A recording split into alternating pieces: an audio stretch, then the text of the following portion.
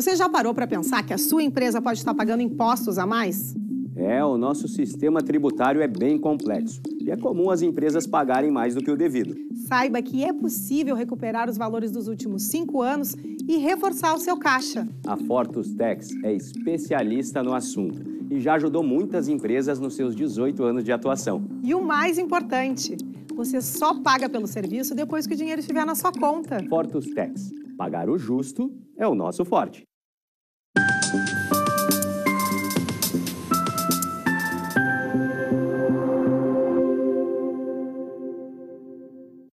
Olá, bem-vindos ao Papo Certo de hoje. De segunda a sexta, estamos aqui para trazer para vocês informações e conteúdos de relevância. Olá, no Papo de Saúde de hoje vamos falar sobre urologia feminina e masculina. E quem está conosco aqui hoje é a doutora Francine Carvalho, especialista, urologia especialista em disfunções miccionais. Seja muito bem-vinda. Muito obrigada, é um prazer estar aqui falando sobre um assunto tão relevante, tendo recém passado aí o Novembro Azul, né? Vamos falar um pouquinho de saúde do homem e da mulher também. Seja muito bem-vinda à nossa bancada. Obrigada. Vocês de casa, sei que gostam muito do nosso Papo de Saúde, então venham participar enviando a sua pergunta ou comentário aqui para o nosso WhatsApp que aparece na tela, 3029 80 80. Agora vamos fazer um intervalo de 30 segundinhos e já voltamos.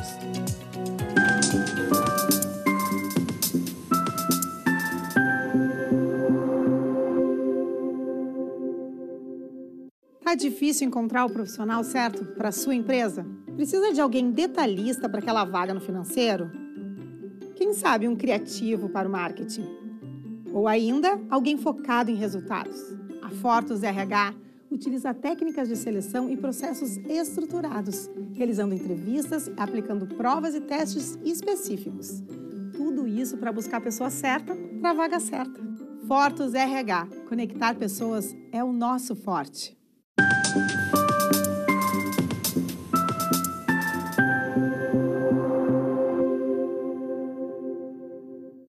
Voltamos e aqui no Papo Certo, através do nosso Instagram, papocerto.com.br, tu pode sugerir o tema e também o convidado que tu queres ver aqui no programa. Bom, doutora Francine, para nós começarmos, muitas pessoas têm dúvida, assim, quais são as funções e atribuições do médico urologista. Nós só poderia esclarecer para os nossos telespectadores? É uma excelente pergunta essa. Então, na verdade, o urologista, ele é o especialista que vai tratar as doenças do sistema urinário de homens e mulheres e do aparelho reprodutivo masculino também. Então, nós tratamos condições como hiperplasia prostática, cálculos renais, incontinência urinária, infecção urinária e as neoplasias do trato urinário, rim, ureter, bexiga e próstata. Doutora, a maior parte dos seus pacientes são homens ou mulheres? Então, no meu consultório, como eu faço, como principal área de atuação, as disfunções miccionais, que são situações em que a pessoa tem dificuldade para urinar, ou urina mais, ou urina menos, eu acabo atendendo mais mulheres. Porém, tenho muitos homens no consultório também que vêm fazer revisão prostática e que também têm condições de dificuldade para urinar. Doutora, creio que seja uma dúvida muito comum entre todos. Qual a diferença do urologista para o proctologista? Excelente, e é uma dúvida recorrente. Muitas vezes o paciente chega no consultório e quando a gente vai conversando, vai tentando entender um pouco, a gente descobre que ele veio consultar, que ele queria consultar com um proctologista mesmo. Então, o proctologista, ele é o especialista que vai tratar doenças intestinais. E por que acontece tanto essa dúvida? Por quê? Um dos exames que faz parte do exame físico do urologista é o exame de toque retal, que a gente faz para avaliação prostática. E aí acaba surgindo essa dúvida, Porque muitas vezes associa, o intestino com o toque retal, mas são especialidades diferentes. Mas geralmente a tendência é procurar o urologista e geralmente o urologista que indica o proctologista, né? Exatamente, muitas vezes acaba acontecendo isso. A gente identifica que é uma patologia mais relacionada ao proctologista e aí a gente encaminha para o colega especialista na área. Doutor, o que pode ser feito para reduzir as infecções urinárias? Excelente questionamento. Então, infecções urinárias, condição extremamente comum, principalmente em mulheres. Mulheres têm chance cerca de 30 vezes maior de ter uma infecção 30 urinária. 30 vezes maior? Exatamente, do que qualquer homem, porque nós temos uma anatomia que favorece a infecção urinária. Sempre lembrando que o fato da gente ter uma anatomia que favoreça não quer dizer que seja normal ter infecções urinárias, né? Então, assim, as mulheres têm a uretra mais curta que o homem, existe uma proximidade de orifícios na região perineal e a grande maioria das infecções urinárias são causadas por germes intestinais que acabam colonizando a área. Então, existem algumas medidas universais que a gente indica para as mulheres, né? Que é o consumo de líquidos em abundância, porque o produzir urina e o urinar em si atua como um fator de proteção, porque lava esse sistema urinário, evitar ficar longos períodos sem urinar, aquelas mulheres que têm uma tendência a ficar um dia inteiro ou um turno inteiro sem urinar, isso não é bom, né? Exatamente porque a gente precisa que lave essas bactérias. Tem pessoas que não, só vou no banheiro de casa. Isso é um perigo. Isso é um problema, né? É um problema, porque mulheres têm uma tendência maior a esse comportamento, né? Então, assim, reeducar esses padrões miccionais que a gente diz, tratar intestino trancado, isso também ajuda, né? E sempre procurar um especialista para que a gente possa identificar fatores que podem também estar predispondo infecções. Doutora, eu vejo também muitos casos, assim, já vi durante a minha vida, mulheres terem seguidamente que as infecções, ou parece aquela infecção que foi mal curada, a pessoa talvez não tomou toda aquela medicação certinha e parece que essa infecção mal curada parece que volta pior ainda depois. É comum isso realmente, as pessoas ter essa reincidência? Existem mulheres com uma predisposição maior a desenvolver a infecção urinária e geralmente aí é multifatorial. Então a gente diz que nunca é normal ter mais do que 2 a 3 infecções durante o ano, né? E a gente precisa investigar muitas vezes fatores de persistência que fazem com que essas mulheres tenham novas infecções ou não curem adequadamente. Então, muitas vezes, o perigo da automedicação, sem o tratamento adequado, o antibiótico adequado, a avaliação. Então... Não, a vizinha me disse que a amiga me disse que tomou esse remédio e melhorou, a minha avó disse para tomar esse chazinho também que melhora e não procura o médico, né? Exatamente, isso é um perigo, né? E assim, a gente sabe que infecção urinária é causada por bactéria. Para curar a bactéria, a gente precisa de um antibiótico específico. Então, muitas vezes a gente vê essas mulheres tentando receitas caseiras sem usar antibiótico, muitas vezes a gente vê um risco, né, relacionado a isso. E doutora, qual é a sua recomendação em relação ao número de consultas, a partir de que idade? Perfeito. Se a gente vai falar em rastreamento de câncer de próstata, por exemplo, né? Agora a gente saiu do Novembro Azul e muito se falou em saúde do homem, em câncer de próstata. Então a gente diz, né, conforme as principais sociedades de urologia, a gente indica que todo homem, a partir dos 50 anos, consulte regularmente um urologista, né? Agora, se esse homem tem um histórico familiar, por exemplo, pai, tios, irmãos com histórico de câncer de próstata, além de outros fatores de risco, como, por exemplo, obesidade, esse homem deve consultar mais cedo, a partir dos 45 anos, e fazer uma consulta anual com o urologista. Eu não tô acima dos 50, mas já vou tá de olho, cuidando da próstata. Né? E as mulheres? As mulheres têm a grande vantagem, que a gente diz, de fazer uma consulta regular com sua ginecologista, seu ginecologista. Então, geralmente essas mulheres já vêm fazendo essas revisões anuais. Geralmente, os ginecologistas encaminham para o urologista quando essa paciente tem alguma questão urológica, ou seja, infecções, seja incontinência urinária, e aí se inicia esse acompanhamento, né? Agora, por exemplo, mulheres que têm um histórico familiar importante de cálculos renais, né, na família, essas mulheres já devem consultar antes também, para que a gente possa fazer a avaliação e orientar as medidas de prevenção também. Outro momento importante para as mulheres consultarem com o urologista é quando estão planejando gestar, né? A gente sabe que existem várias condições urológicas que também podem se manifestar durante a gestação e a gente pode já atuar antes e para que esse momento tão importante seja mais tranquilo. E infecção urinária tem idade? Assim, para consulta de rotina, a gente não tem necessariamente uma recomendação das sociedades em que precise fazer uma avaliação como no ginecologista. Porém, é aconselhável que quando essa mulher tiver alguma infecção urinária, que consulte com um especialista para que a gente possa fazer uma avaliação, orientar e já atuar em fatores para prevenir novos episódios. Doutor, a gente estava falando um pouquinho antes que no verão algumas doenças são mais comuns. O que você estava comentando aqui? Qual doença ou problema que geralmente acontece um pouco mais no verão? Excelente. Agora nós estamos chegando, né? E estamos já na fase mais quente do ano. A minha estação preferida, diga-se passagem. Um calorzinho. E a gente sabe que as crises de cólica renal, os cálculos renais têm uma tendência a aumentar nessas épocas quentes. E por quê?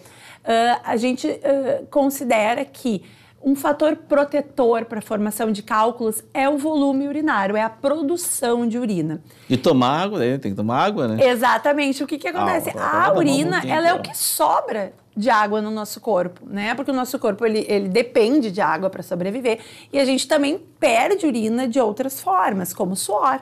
E no verão, em momentos quentes, a gente perde mais e a gente tem uma tendência, se a gente não aumentar o consumo hídrico, de reduzir a produção de urina. Então, chega uma fase aí que a gente precisa redobrar a atenção em consumo de líquidos para cálculos e também para as infecções urinárias. Se a pessoa toma 2 litros de água no inverno, no verão, teoricamente, já tem que tomar mais, porque a gente transpira muito e urina menos aí, né? Exatamente. Então, é uma época que a gente precisa estar mais atento ao consumo hídrico. Dias quentes, tem que aí aumentar o consumo hídrico também. Nós podemos considerar que todos nós teremos um dia perda de urina ao decorrer da vida? Excelente pergunta. Perder urina nunca é normal, né? Isso é uma grande bandeira que eu levanto. Então, assim, É a idade, a idade. Exato, é normal escapar um pouquinho de... Não, nunca é normal, né? Então, assim, a gente sabe que as mulheres têm uma predisposição maior a ter incontinência urinária, principalmente após a menopausa, porém não é normal. Então, se isso incomoda, isso tem impacto em qualidade de vida, tem que buscar ajuda, né? E a gente tem opções de tratamento e de melhora de qualidade de vida. Doutor, e quais são os sintomas do câncer de próstata? Excelente. Bom, e é por isso que se fala tanto em rastreamento, em avaliação de rotina com o urologista, porque o câncer de próstata, em suas fases iniciais, ou seja, naquele momento em que a gente tem mais de 90% de chance de cura, ele não dá sintoma nenhum, né? Então, aí está a importância de começar esse acompanhamento, começar essa procura ativa, né? Mesmo sem ter nenhum sintoma. O que acontece com a maioria das doenças urológicas, né? Recentemente foi feita uma pesquisa pela Sociedade Brasileira de Urologia e se mostrou que 40% dos homens só procuram um urologista ou um médico quando tem algum sintoma. E aí vocês entendem a janela que a gente perde, né? A gente muitas vezes está perdendo uma janela de cura aí. Então, assim, sempre lembrar que doenças de próstata, principalmente aí o câncer de próstata, não dá sintomas no início, né, da sua clínica. Então, mesmo que não tenha sintomas, precisa buscar o urologista para fazer essa avaliação. A gente sempre fala, né? Até um tempo atrás, a gente estava conversando um pouquinho antes, né? As pessoas um pouco mais de idade, os homens principalmente, né? Quem procura acha.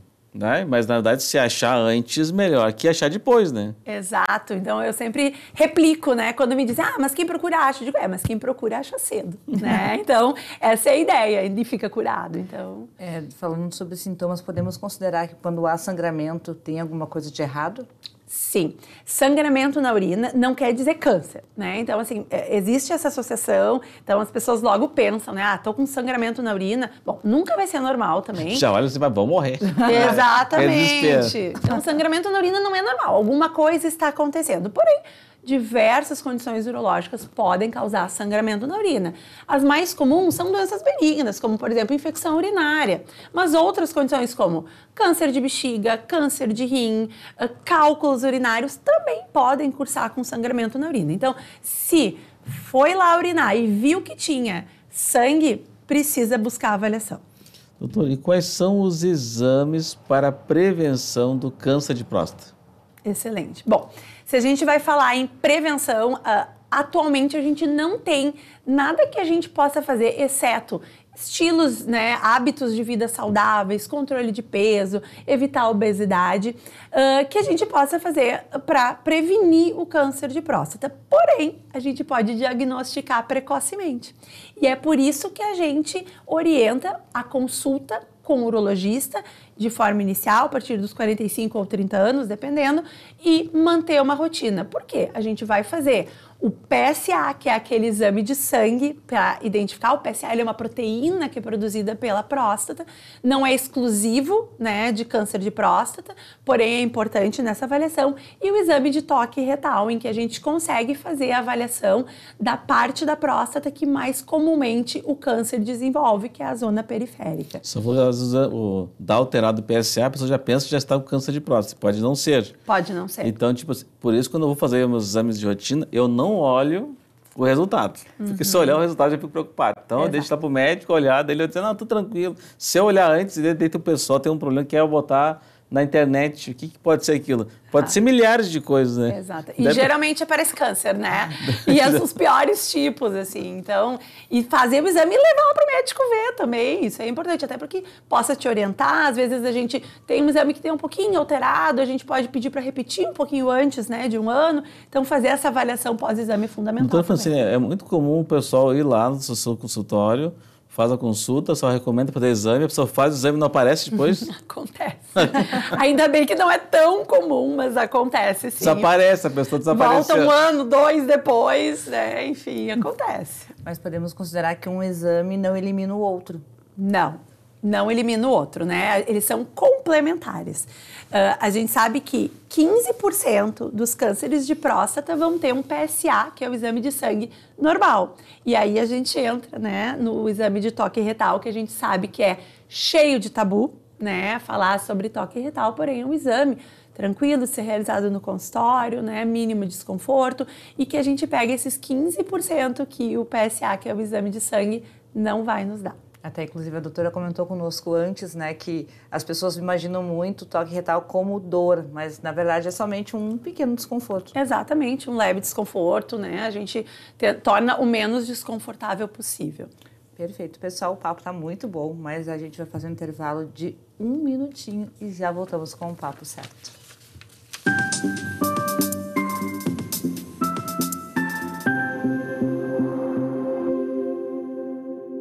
Tal ganhar o prato do seu acompanhante. Com esse app você compra um e ganha um. Simples assim. Vale também para ingressos e hospedagens. De Gramado para o Brasil, o Prime Gourmet traz experiências incríveis para você. Baixe o app grátis e assine quando for usar. Já somos mais de 500 mil aproveitando esse guia gastronômico e turístico. Faça parte desse clube também. Para o cliente, economia e experiências em dobro por 1 ano. Para o parceiro Prime, clientes selecionados. Uma forma elegante de utilizar descontos.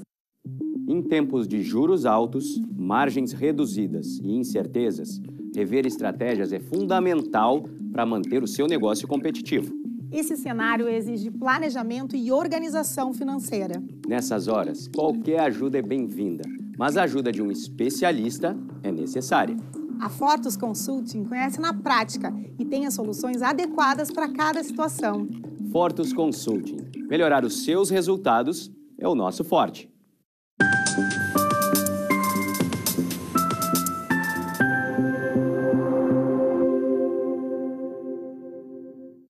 Voltamos. Também quero lembrar vocês que o Papo Certo é transmitido para todo o Rio Grande do Sul através aqui do canal 48.1 da Ubra TV e também através dos principais canais digitais, NET, Claro, Vivo, Tubarão e TVE.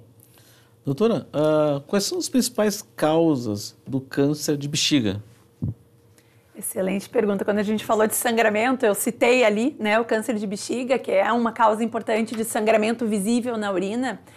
O principal fator de risco para câncer de bexiga, e é um fator de risco prevenível, né, é o cigarro. Então, o fumar é um dos principais fatores de risco. Além disso, temos algumas outras exposições a produtos químicos, né, que também podem atuar, mas o cigarro é o grande vilão, não só para câncer de bexiga, como também para câncer de rim. E é uma medida que a gente pode evitar.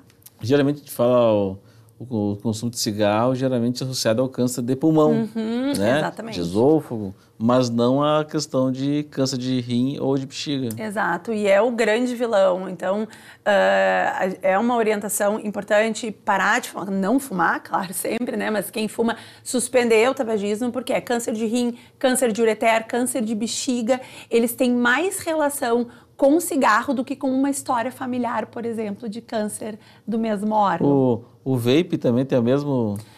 Assim, não tem tanto impacto como o cigarro tradicional, porém, ele tem outras doenças que já estão sendo relacionadas, né? Doenças pulmonares, a gente tem visto muito jovem, né, consumindo esse tipo de produto, e doenças irreversíveis, muitas vezes de pulmão também. E no caso dos tratamentos para os cânceres de bexiga e de rim, eles são parecidos? Como são? Bom, quando a gente vai pensar num tratamento oncológico, claro que vai depender do estágio da doença, né?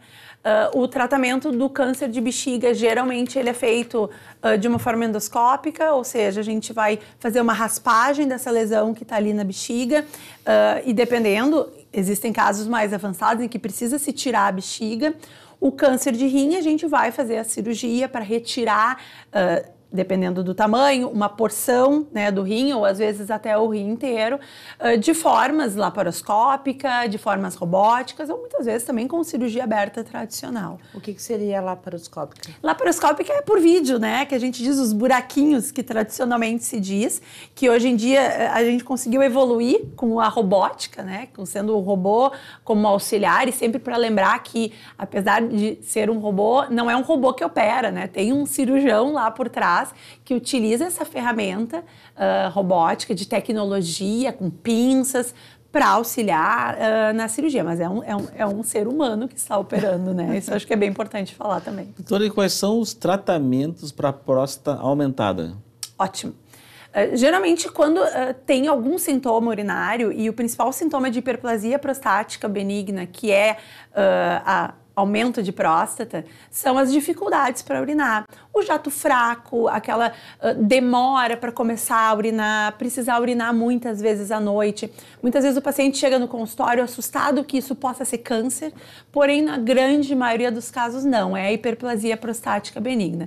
Temos diversas opções de tratamento, desde medicamentoso até cirúrgico, até minimamente invasivo, raspagem da próstata, tratamento com laser, cirurgia também aberta pode ser necessário. Porém, a gente precisa sempre lembrar que a grande maioria desses casos não são câncer de próstata, e sim doenças benignas que têm impacto em qualidade de vida e que sim podem ter impacto posterior, com o tempo, em até doença renal associada. E doutora, em relação aos cálculos renais, o que eles são, como eles se formam? Eu tenho uma teoria, uma forma de explicar como é que se formam os cálculos, que é a teoria de um rio. Né? A nossa urina, ela normalmente tem cristais na urina de todas as pessoas. Se tu vai pensar num rio que tem água parada, isso torna mais fácil as pedrinhas se juntarem lá no fundo. Agora, um rio com uma grande correnteza, isso dificulta as pedrinhas de se grudarem. Então, o nosso sistema urinário, tendo cristais, imagina, né, fazendo analogia com essas pedrinhas, se a gente consome grandes volumes hídricos, né, bastante líquido, a gente produz bastante urina, a gente tem uma tendência a um risco menor de formação de cálculos. Já aquelas pessoas que consomem muito pouco líquidos, né, eu digo o rio fica de água parada, isso a gente vai ter uma predisposição maior. Mas claro que existem outros fatores que também estão relacionados à formação de cálculo. Então, a gente diz que é multifatorial. Genética, história familiar, alguns distúrbios metabólicos que a gente faz avaliação no consultório também estão associados. Doenças desabsortivas, como, por exemplo, cirurgia bariátrica. Pacientes que fizeram cirurgia bariátrica têm um risco maior à formação de cálculos exatamente por esse desvio de trânsito intestinal. Então, é recomendável que consultem um urologista para fazer essa avaliação. Doutora, eu vejo muitas pessoas que têm dificuldade de tomar água. João, não consigo tomar água, mas pode tomar suco, chá, café. Como líquido. A gente... Cerveja pode também. Não abusa. O que a gente diz, né? A gente sugere que evite utilizar como base da hidratação líquidos que tenham muito açúcar, que tenham muito gás, né? Exatamente porque é difícil se for pensar, é mais fácil tu tomar 2 litros de água sem gás do que 2 litros de água com gás. Não que a água com gás seja um problema, não é isso. Porém, é mais difícil exatamente porque vai gerar uma repressão gástrica maior. E o suco tem muito açúcar, né? Muito sódio, tem que cuidar também as bebidas que tenham muito sódio. E a cerveja vai aumentar o xixi também, né? Então, assim, e o álcool também, a gente pede que evite o máximo possível. Claro que a gente tem que pensar em equilíbrio, né? Nem tudo, nem nada, né? Então, assim, tu vai manter uma base de hidratação, a gente sabe que é difícil. Não pense que é fácil, eu também acho difícil e eu falo isso todos os dias para o meu paciente. Então, algumas dicas para consumir água mais ter sempre uma garrafinha por perto, né? Eu tenho uma em casa, eu tenho uma no consultório, eu tenho uma dentro do carro, então na bolsa eu tenho uma menorzinha para que a gente consiga manter esse hábito, né? E é um hábito. Muitas vezes a gente precisa de um tempo até conseguir isso se tornar cortical, que a gente diz, né? Mas, doutora, depois do cálculo renal identificado, quais são os tratamentos? Bom, existem situações, por exemplo, a gente pode identificar o cálculo renal, o primeiro sintoma dessa pessoa pode ser numa crise, né, de cólica renal, que essas pacientes vão ter uma dor intensa, vão precisar muitas vezes ir para o hospital e muitas vezes precisar de uma cirurgia de urgência para retirada do cálculo. A gente utiliza hoje aparelhos em que a gente consegue acessar o cálculo via uretra, bexiga, paciente anestesiado, claro, né, sem desconforto, e a gente consegue chegar diretamente aonde está esse cálculo e quebrar com laser, né, dissolver esse cálculo com laser. Então essa é uma situação de urgência em que o paciente descobriu ter um cálculo durante a crise. Agora, eventualmente, a gente também pode ter o diagnóstico de um cálculo renal durante exames de rotina. Por exemplo, seu médico pediu uma ecografia e viu que tem lá um cálculo e a pessoa não tem sintoma nenhum. E aí vai depender do tamanho, da localização desse cálculo, se esse cálculo está lá no rim, a gente vai, um cálculo menor, a gente pode acompanhar com exames de rotina ou optar por tratamento cirúrgico, que a gente chega com essa camerazinha, a mesma camerazinha que é o ureteroscópio, que a gente diz flexível, que ele chega até lá em cima e a gente consegue quebrar o cálculo. Nossa, ficaram muitas perguntas por fazer, doutora. Está convidada a voltar ao Papo Certo. Muito obrigada. Vai ser um imenso prazer. Muito obrigada pelo convite. Bom, queria agradecer o pessoal de casa que nos assistiu e um abraço especial ao pessoal de Gravataí, que sempre participa bastante do programa mandando perguntas.